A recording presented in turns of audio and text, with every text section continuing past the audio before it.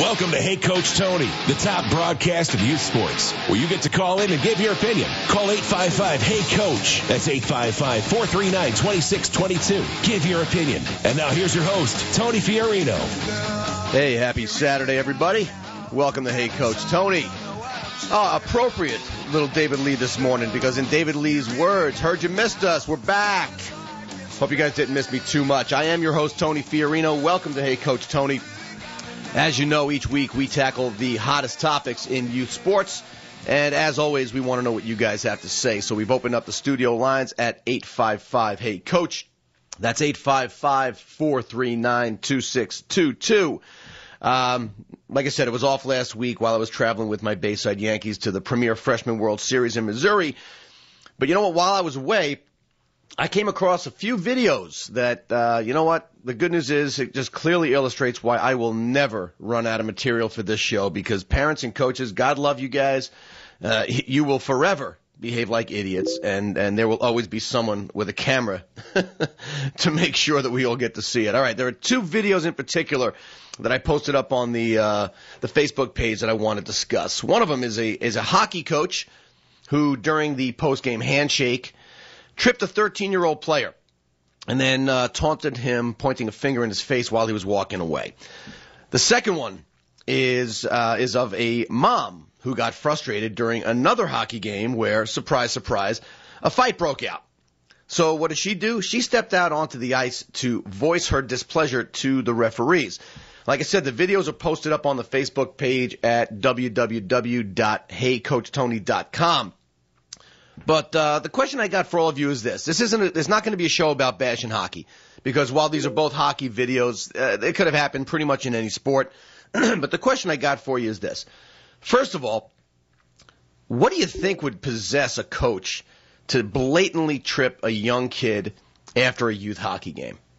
Because I got to tell you, something obviously wasn't right there. If you've seen the video, you'll know that there was something premeditated about this, and I just don't get it. I don't know what would possess a grown man in his 40s to take any pleasure whatsoever in tripping a 13-year-old kid.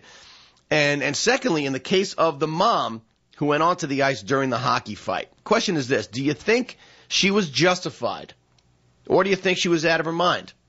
What repercussions, either good or bad, do you think her actions might bring about? So, again, this isn't just about shock value of video. I want to hear your thoughts. So give us a call and let us know what you think.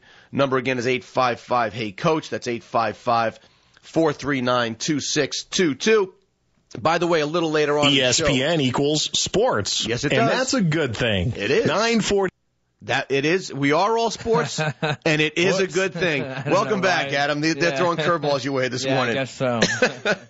Well, as I was saying, later on in the show, if possible, if we've got time, I want to share some ideas about a youth sports practice that I keep getting reminded of and I still can't quite figure out. I'm talking about the more recent development of having the kids on the team pick the team captains and voting on who should make the all-star team. A lot of people think that it is a good idea. I'm not sold on it. So hopefully we'll have time to hit that one as well, and you can call me at 855-HEY-COACH with your opinions here. But getting back to the videos that I'm discussing. In case you haven't seen them, the first one is a hockey coach who appeared to purposely trip a young player during the post-game handshake line. He's been suspended by the Vancouver Minor Hockey Association after he was caught on video at Thunderbird Arena at the University of British Columbia. He stuck his leg out to trip this 13-year-old boy, who then, in domino effect, fell on top of a 10-year-old teammate as he fell. Now, I guess the good news is the police were called immediately after the incident. They secured a copy of the recording. They have been continuing to interview eyewitnesses. A guy by the name of Jay Aikenhead, which that just sounds funny. Jay Aikenhead is part of the Vancouver Youth Hockey Association. He said the coach has been suspended pending the outcome of the police investigation, and assault charges might even be filed. Now, it's not been revealed, and this is what I'm looking for. If someone has some breaking news on this one, I'd love to hear it, but it has not been revealed what possibly might have prompted the coach to do this, especially, and get this, since his team won the game. I mean, I guess that's kind of the funny part of all. Adam, I don't know. Did you catch this video? Yeah, I saw it. I mean, what do you make of this? You saw the video. I don't know. Maybe the kid. I mean, the only thing I can think of is the kid was probably, roughing up some of his players the whole game. But I don't know. I don't know why you trip someone because of that. I mean, when you think you'd talk to the coach, I don't know. Very weird. Well, I got to tell you, this is again, it's a grown man, and he's picking on a kid. Plain and simple. And again, here's what gets me. They won the game. So regardless of what a kid did, I mean, you won the game. Can you imagine if the guy lost the game? Oh, boy, yeah. Well, one of the things that I read in relation to this incident was another statement from this guy, Jay Aikenhead, and I don't know why he even said this. It sounds kind of stupid. He said that the suspended coach is a certified coach and did complete a course on respect in sports. Well, this is what really cracks me up, and this is one of the problems in youth sports, because in league after league, in city after city, these people force, and I'll say the word, they force coaches to sit in a room and to watch a video that is as useless can be about things like sportsmanship and fair play and blah, blah, blah. And I know many of you listening right now, you were one of the cattle that was herded into a room to watch this stupid video so that you can become, quote, certified as a coach. Well, look at how much good that stupid course really does. This guy watched the video, a certified coach.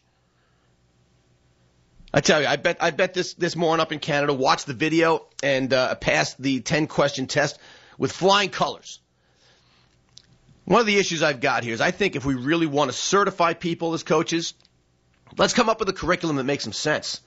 We need to give them real-world examples of what they're going to be facing every single day as coaches. And you know what? It is less and less about sportsmanship and playing time and more about conflict resolution, conflict avoidance. We need to produce a video series that shows us how situations can and do escalate and how we can take practical and tactical steps to smother these incidents before they escalate and burst into flames, because that's what happens. No question about it. In this particular case, I'll bet 10 years of my life that this coach, Adam, I think you kind of nailed it. I would bet this coach got a little ticked off by an incident or two that took place on the ice involving this particular player that he decided to trip. And as stupid, here's where it is, because we're going to start getting into the essence of what this show's about. As stupid as this guy was for tripping a kid, there are several different ways that he could have handled it better, and I think still gotten his point across. But you know what? It's funny. I'm having a little deja vu. This reminds me of that loser soccer coach that we talked about a couple of weeks ago. Remember the guy who trash talked down to those 10-year-old boys? Well, after he beat them, he in the handshake line, which I'm a big fan of, he was basically saying, "Hey, how does it feel to lose to us twice?" Talking down to a bunch of 10-year-old kids, and I find out that part of it's because he felt that some of the kids were playing rough, even though they weren't called for any penalties. Well, in both of these cases, what's the common thread? The coaches seem to have gotten all heated up and decided to take out their frustration against young boys. That's really plain and simple what it is. Now, if a kid does something to get under your skin during a game, here's where I'm going to differ from some of the more mainstream sports parenting guys, because I coach. And you know what? I get wrapped up in the heat of a game. And I do get frustrated if something is done against one of my players or one of my kids that I think was less than great. So if a kid does something to get under your skin during a game, I think you can certainly address the kid. And I think you can address the kid after the game. Do I think it's the best idea in the world? No, and I'll get to that in a second. But you can still do it in a way that keeps you out of the newspapers if you use your brain. How about something like this? Let's assume the kid was playing a little dirty, at least in your mind. At the handshake line, you can even say something like, "Hey, kid, playing dirty like that only fired our guys up more to go out and beat you. And one day, you know what? You might come up against a team that takes it a step further and tries to go get revenge on you. You really need to straighten yourself out." Is that the best solution? Absolutely not. The best solution, we all know, is to simply be the adult, say nothing, and in this case, idiot, enjoy the fact that you won the game. Enjoy your victory, shut up, go home. But here's the problem. And again, it goes back to the very reason that I do this show. I'll bet we can all agree that keeping it silent is the best solution. But here's the problem. Let's keep it real. How many youth coaches truly have their egos in check enough to just keep it in and not say or do something? The problem that we run into, and the reason Coach Tony does what he does, is we're told, keep it silent. If we keep it silent, everything's going to be great. Adam, you agree that'll work, correct? Absolutely. All right. So let me ask you, why do you think these problems still exist? I don't know. All right. The simple answer is, well, we all know let's keep our mouths shut. If we keep our mouths shut as adults, everything goes smooth. Everyone agrees with that. Mm-hmm. Why is there still a problem? Because by the very nature of the idiots who coach our kids, they cannot and will not keep their mouths shut. So again, we can all sit here and hold hands and sing Kumbaya and talk about how here's the solution. No, guess what? You solve world peace? Just don't fight. Okay. Hey, guess what? You want to solve problems in the Middle East? Let's come up with one religion that everybody believes in. Ready? Go. It doesn't work that way. No. So obviously, many of them, because we talk about them every week, this just continues to happen. So what do I try to do? I try to give practical advice on how to handle these things without getting frustrated, but also without making a total loser out of yourself like this Canuck who trips a 13-year-old kid. So again, I've been frustrated, and I've seen kids who either hot dog it up while they're winning or do something really cheap while they're losing. And as a coach, you get frustrated. I guess what I'm saying is you try to keep that bottled up, and your frustrations are going to explode. And that's when things like this start to happen. That's when an idiot soccer coach decides to trash talk a 10-year-old kid. That's when some, maple syrup slurping Canuck decides he wants to trip a 13-year-old kid. Wow, that's a great solution. So while I'm not suggesting, if you have the mental capacity to keep your mouth shut and say nothing and simply enjoy the fact that you won, that's what you should do. But if you're an idiot, who, like most people are, who can't keep your mouth shut, then at least figure out some way to get your message across to that kid without, I guess in this case, let's call it what it is, without overstating it. It is physical assault. Assault charges may very well be brought up against this guy. But you can say something without making the front page of the newspaper or making the Hey Coach Tony show. Like I said, hey kid, if you're going to play like that, be thankful you played against a team like us that has a little bit of class, because other kids are going to take runs at you and people are going to rail you because of the way you're playing. Just a little helpful advice, kid. All right, you got something to add to this one? By all means, give us a call at 855-HEY-COACH. That's 855-439-2622. We're going to go to break here in just a second, but before we do, I want to move on to another hockey story. And again, please remember, before I get all the hate email from the hockey loyals, this has nothing to do with hockey at all. You all know how I feel about hockey, but this could easily have happened in any sport. The first thing, and even this second incident. But I'm going to move on. Before we go to break, I'll give you a heads up, and you can check out the video online. Earlier this month, a Massachusetts hockey mom, and her name was printed in public, so I'm going to give it. It's Gina O'Toole. And I want you to watch this video. She ran out onto the ice during a hockey brawl, waving her index finger adamantly at a referee at a hockey game. The video of this hockey fight right now is climbing the viral ranks. It's got about 500,000 views on YouTube. And this woman, Gina O'Toole, was even on Good Morning America. If you can go find this interview, she was on Good Morning America to give her side of the story while her 16-year-old son, Mark, was off camera hiding his head in shame. Like I said, before I get into some of these details, we're going to go to break, but I'm hoping some of you guys can give me your opinions on this one. Was this woman out of line to go out onto the ice, or was she stepping in at an appropriate time? When we get back, we'll take your calls and your emails at 855-HEY-COACH. That's 855-439-2622, or post it up on the Facebook page at heycoachtony.com, or email me at heycoachtony@gmail.com. When we get back, we'll get your thoughts. You'll listen to Hey Coach Tony. Stick around. I'll be right back. Coach Tony. Hey, welcome back, everybody. You're listening to Hey Coach Tony every Saturday morning at 9 a.m. You can listen to us live on AM 940 and 1510 ESPN Radio. You can check us out at ihide.com if they've straightened out their act. And this just in, it looks like the light at the end of the tunnel is getting closer. Our relationship with the good folks at CPTV throughout the state of Connecticut looks like it's finally coming to fruition. We have a target date of sometime in August to actually get on the air on TV, on CPTV Sports. Well, we're talking this morning about what do we always talk about? Some parents that are out of control, some coaches that are out of control. We just finished talking about a coach who tripped up a 13-year-old boy on the handshake line during the youth hockey game. And before break, I kind of gave you a little teaser about this mom who jumped onto the ice during a fight at a youth hockey game. This woman, Gina O'Toole, took particular offense to a fight that was taking place. I'd have to assume that her son, Mark, who she embarrassed on television nationally, was involved in some way, shape, or form. So she stepped out onto the ice. And the question I got for you guys is this.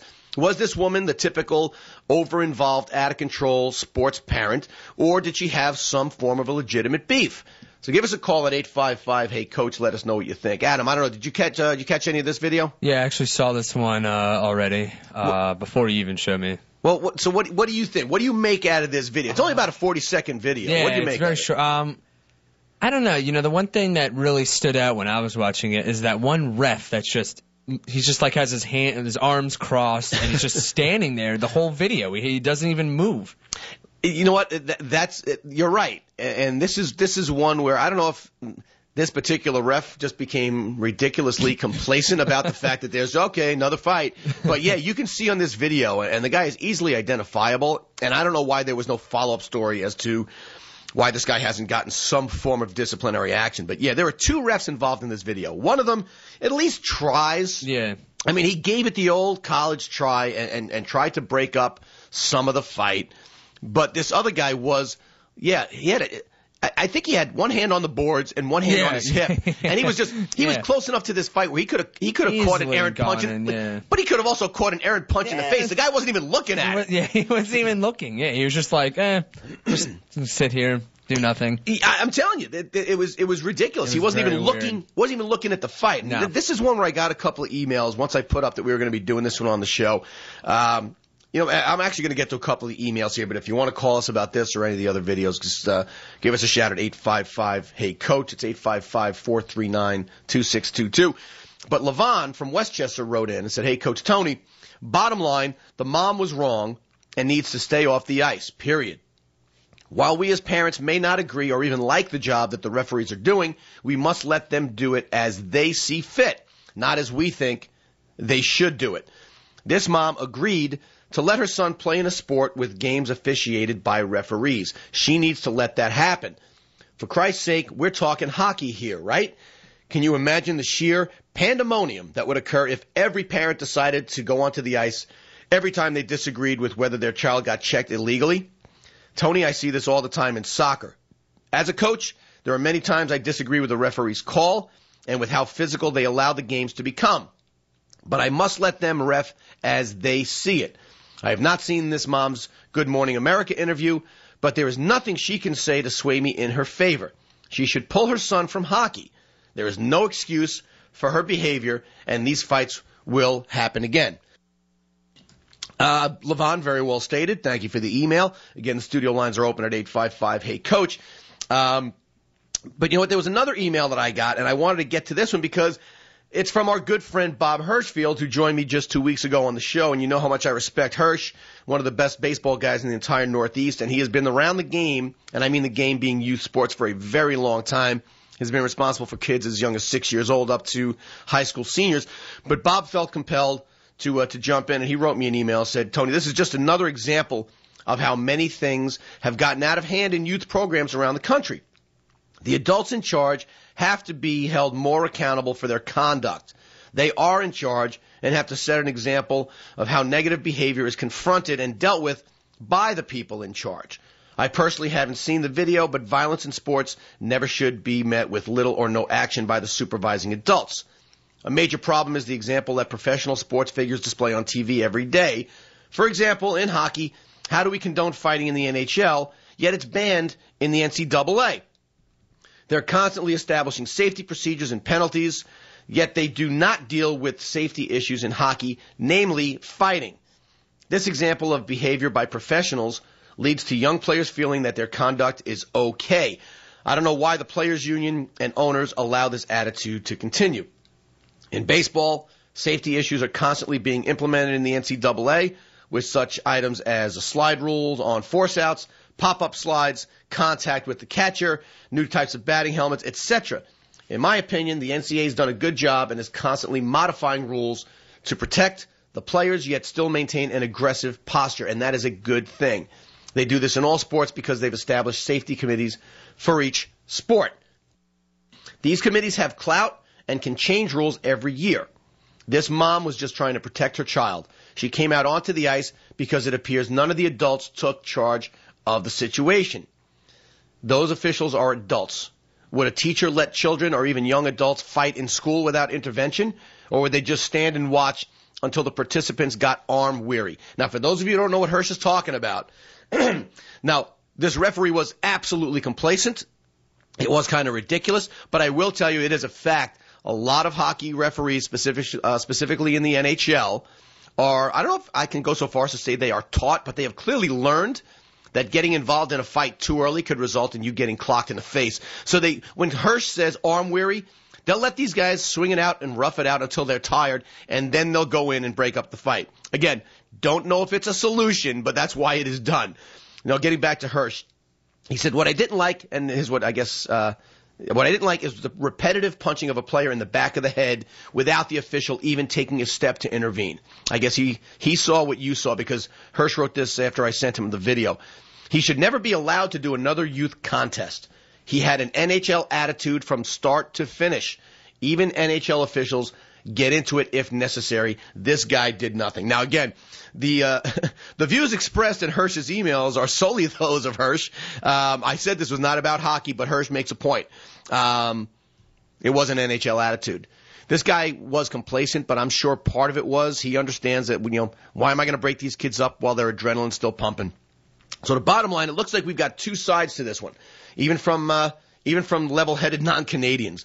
Adam, are you, after hearing some of this and both of these emails, which both I think were very well written, you leaning to one side or the other on this one based on what you heard on these emails? I still believe that at no point in time should you be as a parent going onto the the field or in this case the ice. But I mean, it's a tough.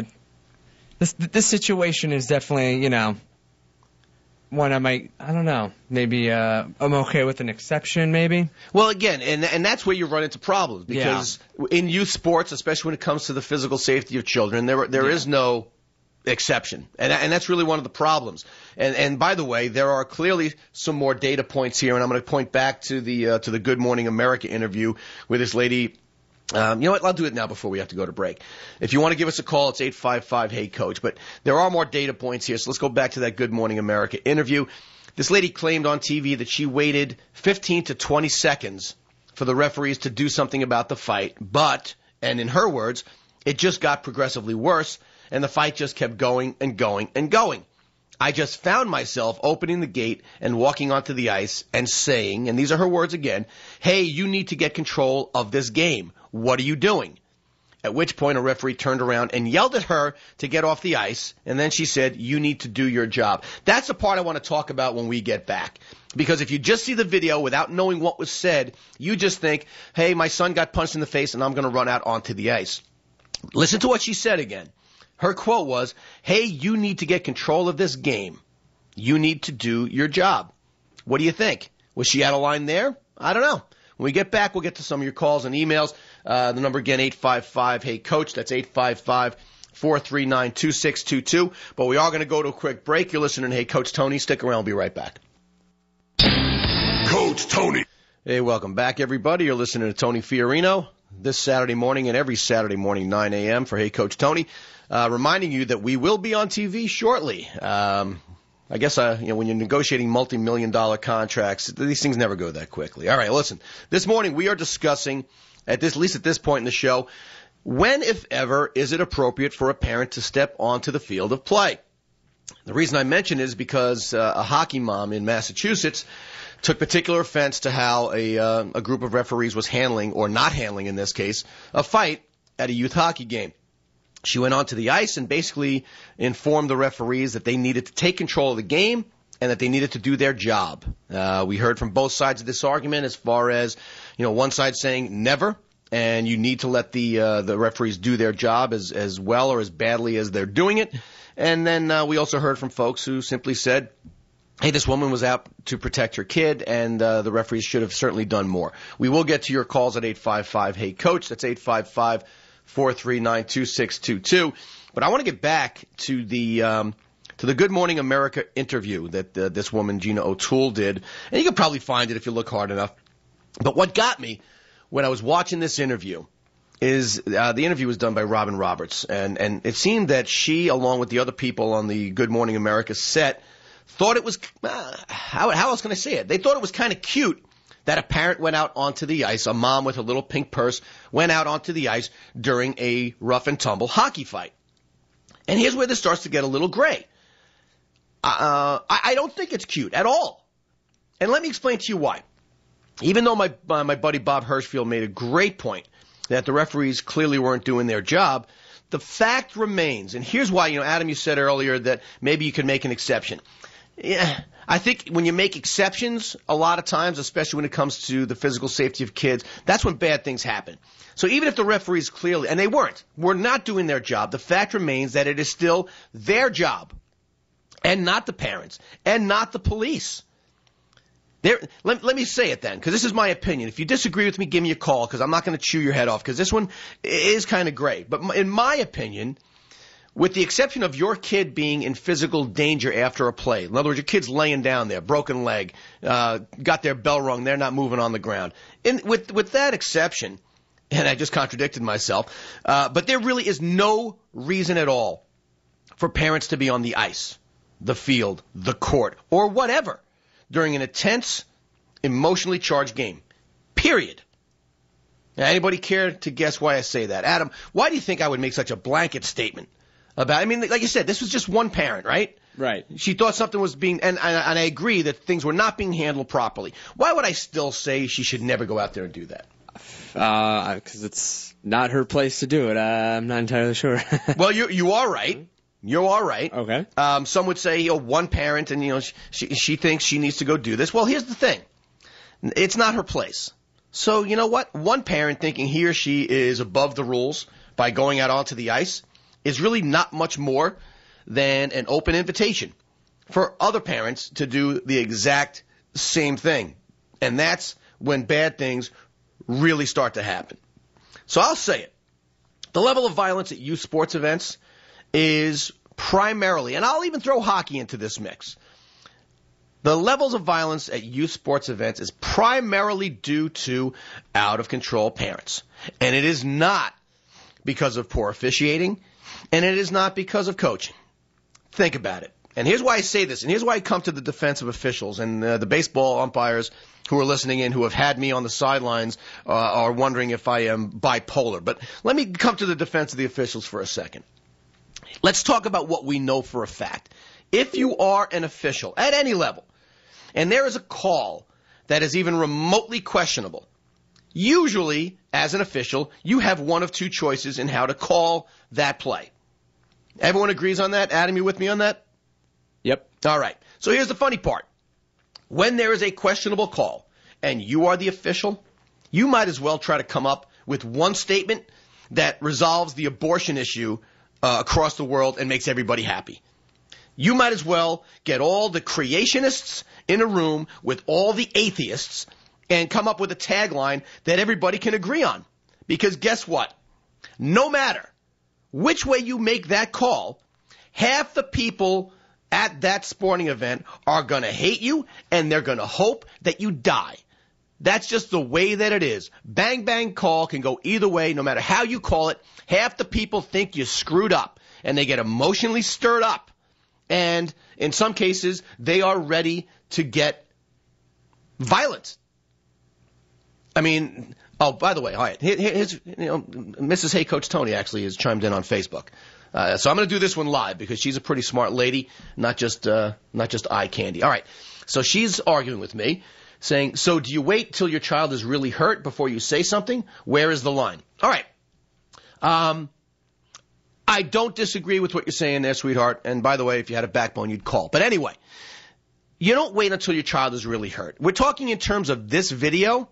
And by the way, what I said before is if a child is truly hurt, yeah, you may go out onto the field. You may do what you've got to do. At that point, a referee is going to stop the action. But in this case, if you watch the fight, and I hate to say that the fight was okay because you know how I despise fighting in hockey, but the fact of the matter is this.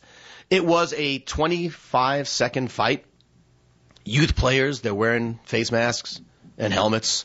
So it's almost like fighting in football. It's pointless.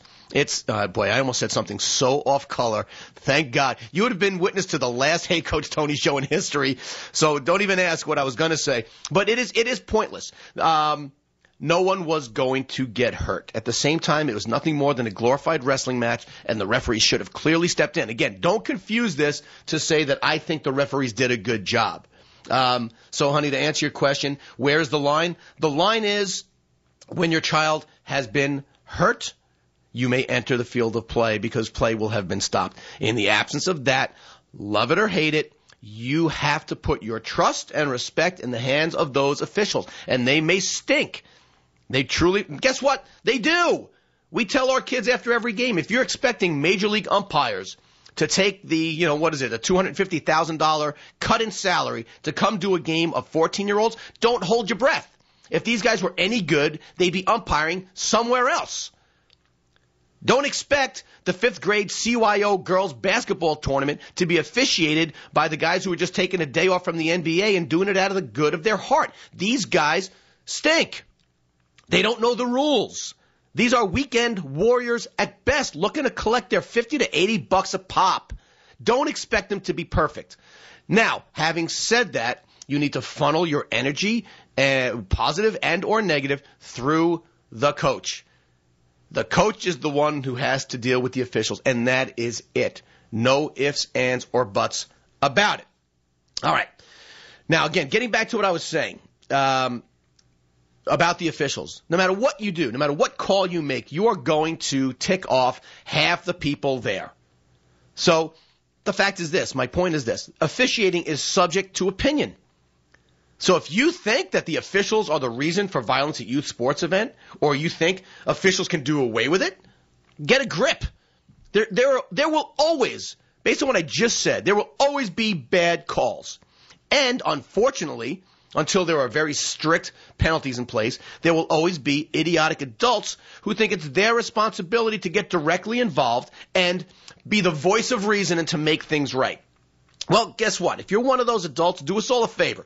Keep your fat butt in your lawn chair and shut up. Because outside of the coaches and the officials, the one universal in youth sports is when adults get involved, that's when the trouble begins. Even in this case, while I think the officials should have been more involved, and I'll say it 100 times during the show, it really was just 30 seconds of mayhem. And by the way, somebody with an extra cup of coffee can make an argument for the official who is just standing there. And here's why I say that. After that 30 seconds of mayhem, things did, believe it or not, start to settle down on their own. They really did. And here's where I'm going to be devil's advocate for just a second. Because I firmly believe, if you watch this video, and Adam, you can hopefully agree or disagree, but I firmly believe this woman stepping on the ice could clearly have ignited an entirely new debacle among the fans. In fact, Adam, I don't know if you remember the video. Right. At the very end, what happened at the end of the video? And I don't mean to leave you out there hanging too much, but I also don't want to give it away. What happened at the end of the video? I'm pretty sure I'm pretty sure you can hear some of the fans I'm pretty sure there's some curse words thrown in there. Well, some of them were edited out depending on where you saw the video. Okay. All right. What were they saying? Get off the ice! That's lady! Get off the Get your pink purse, get the hell off the ice. Yeah. Now, here's the funny part.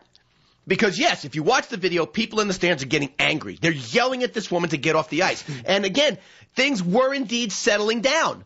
No one's going to, I mean, the fight was basically over, and then she reignited. Again, she thought she was the voice of reason. I'm going to step up and be super mom where everyone else has failed. Well, granted, they failed, but their failure did not result in anything bad happening. Things were starting to settle down, and she jumps on the ice, and people were shredding her.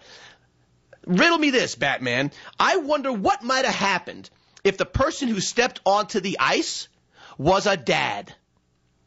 Think about that one for a second. What if it was some guy, some Beantown brawler who stepped onto the ice with his flannel shirt? I was going to do a bad Boston accent, but I don't want to try to do it this morning. What would have happened if it was a dad who went onto the ice? Would anybody, Adam, would you be surprised if when that guy finally came off the ice, he got the living snot kicked out of him by Murph and Sully and Tad? No, I would not. Back Bay bruisers, these Beantown knuckleheads, don't you think you really would be surprised if that guy just got strung up outside in the parking lot?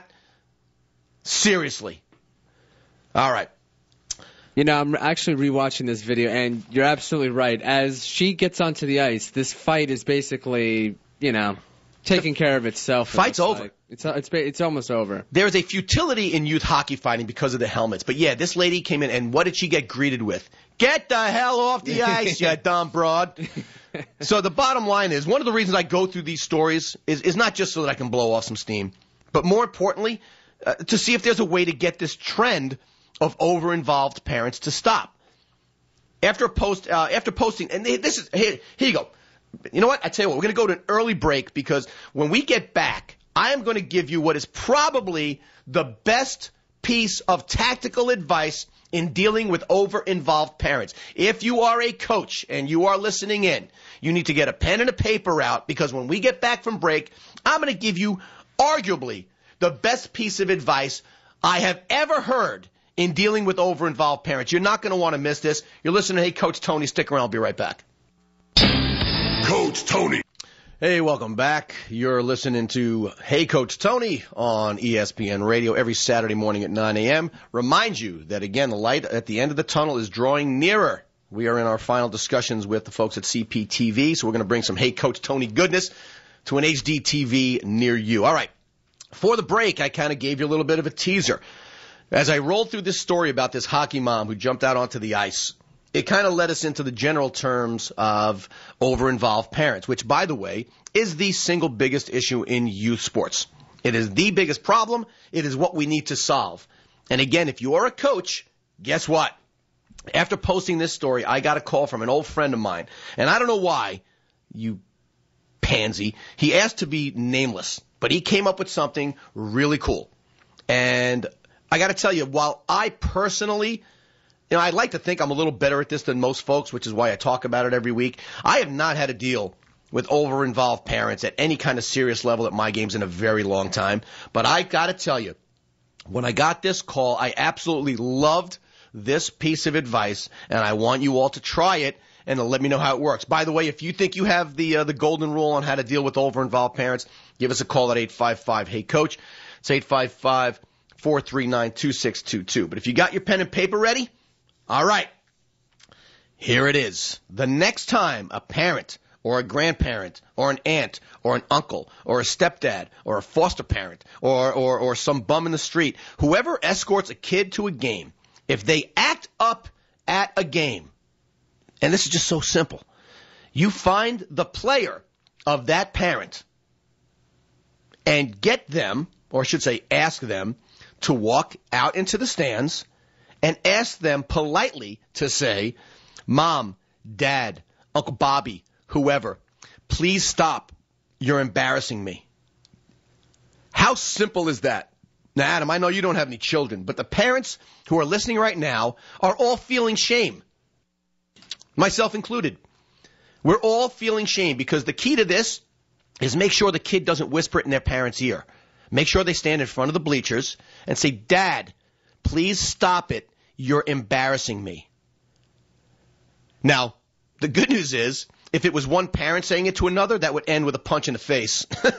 But if it's your cute little 11-year-old daughter like mine, and she says, Daddy, please stop, you're embarrassing me, what can I possibly do?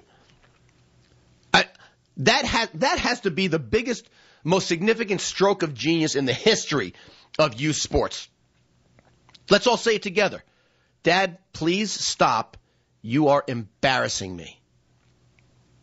Like I said, I haven't had to deal with something like this in a very long time, but I got to tell you, how can that not work?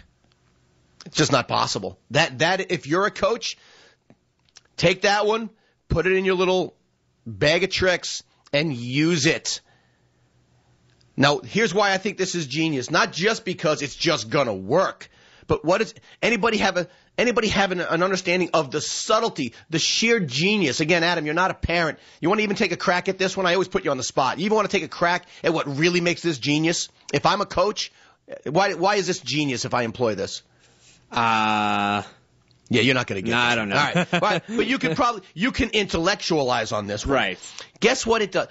There are typically problems in and among adults at these games. If I, as a coach, get your kid to go to you and say, Dad, please stop, you're embarrassing me, what does it do? It takes me, as the coach, completely out of the picture.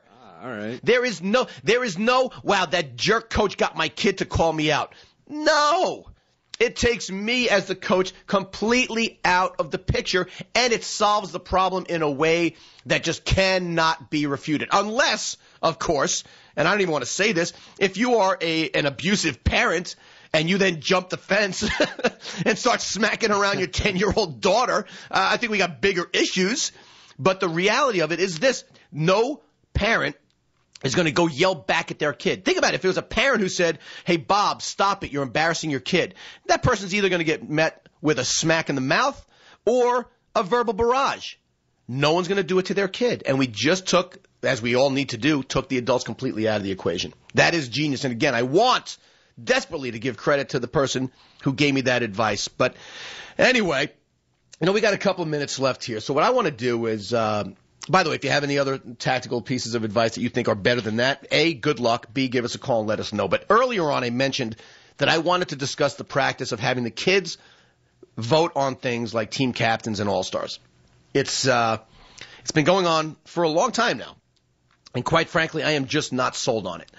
I want to know what you think. So if you got any stories about, the kids getting overly involved, and that didn't sound right. If the kids having too much decision-making power, give us a call at 855-HEY-COACH. But the reason I hit this is because I read an article by our friend Doug Abrams, law professor at the University of Missouri. He contributes quite regularly to the show.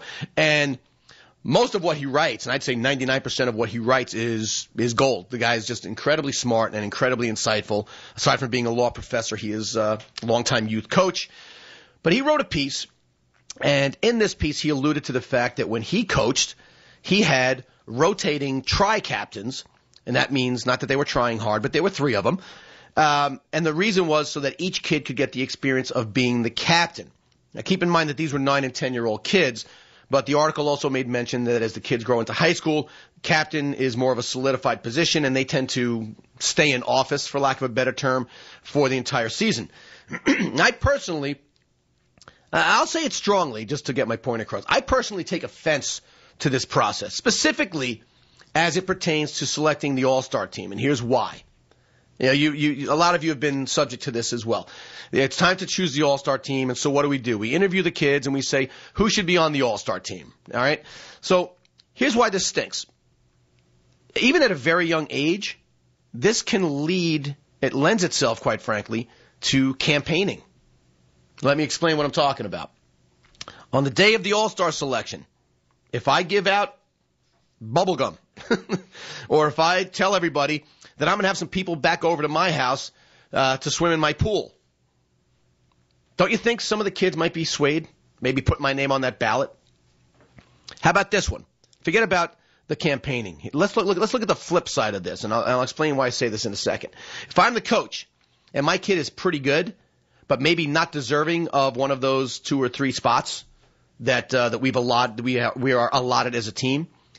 Do you think if I'm the one asking the kids who should we have on the all-star team, you think maybe, just maybe, some of the kids might be a little bit uneasy about not choosing my kid?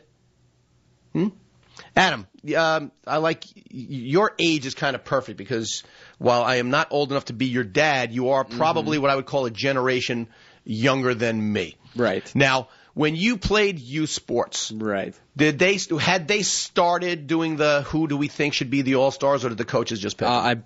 I'm almost positive the coaches did that. Okay, so you're still okay. So this really started when guys my age, and I don't mind telling you, I'm 44, I believe. Yeah, soon to be 45. We were the ones that were initially burdened with the whole idea of let's not be the guys to crush a kid's dreams. We'll let the kids pick it. What's your initial thought, Adam, on kids picking the All-Star team? I don't know. It doesn't sound like a very good idea, to be honest. Anything you can add based on what I said? Yeah, I mean, it sounds like, it could just be also like a popularity contest also, Well, again, but you know what? I thought the same thing, and here's why this is stupid. Why shouldn't it be a popularity contest? We're in the process right now. If you listen to any sports talk radio right now, what are you hearing? What is everyone complaining about? Who's making the All-Star team? Yeah. And who has better numbers? Well, guess what? MLB, you bunch of dopes. You can't complain about it because you put a mechanism in place that made it a popularity contest. Yeah, and I agree. That's a revenue-generating popularity contest. It's. I mean, when you have also like with the All-Star game, that game like counts towards something, So that really shouldn't be it shouldn't be that way, but it is, unfortunately. But but that monster has grown into something that is irreversible. Yeah. Good luck taking those All-Star ballots out of the fray. Good luck telling people you no longer have a say in who you're going to watch in that All-Star game. But it is a popularity contest. And Adam, you brought up a point that I did not make. Amongst the kids, 2 kids are equal players. One is a genuine little jerk. One of them is a friendly kid who has a hot older sister. Who are you going to vote for? Exactly. In TJ's case, he's going to get the votes because he has 2 beautiful sisters. But getting back to the flip side of this equation, these examples may or may not hold water, but you got to admit there's at least some semblance of reality to them. Now, I remember some years ago, I mentioned these flaws to a baseball commissioner when I was coaching. I started the whole conversation with, I don't think the kids should pick the All-Star team. Before I could even finish my point, this moron told me, hey, if your kid didn't get picked, there's nothing I can do about it. And at the time, I felt like reaching through the phone and choking this guy's fat neck. And let me explain to you why. My point was, and I've said this many times, I was trying to tell him that my son got picked. And guess what? While he was always a decent ball player, he was not as good as when he was younger. He's improved dramatically. So guess what? He got picked, and he didn't deserve it. I was trying to say there is a flaw. My kid's on the All-Star team, and he shouldn't be there. But these idiots are so used to the parents who try to go out of their way to give their kids the unfair advantage, I didn't even get to finish my sentence. So the simple fact is this. All-Star teams should be comprised of what? Simply enough, the most talented kids from each team. Who is the most qualified person to make that decision? What do you think, Adam? Who should make the decision on who the most talented kid is on the team? The coaches. Makes sense, right? Yep. And you say it with a question mark because you know that's not how it works all the time. Now, but here's the thing. If a coach consistently, year in, year out, because I know people are screaming at their radios right now. If there is a coach in your town who consistently picks his own kid and that kid doesn't deserve it, then guess what? I've said it many times. Get the bone out of your head, stick it in your back, and make the tough decision and just get rid of that coach. Leaving it up to the kids is a cop-out, and it's a spineless move. All right, let's go to draw a conclusion to another hour of Hey Coach Tony. I want to remind you guys that we're with you every Saturday morning at 9 a.m.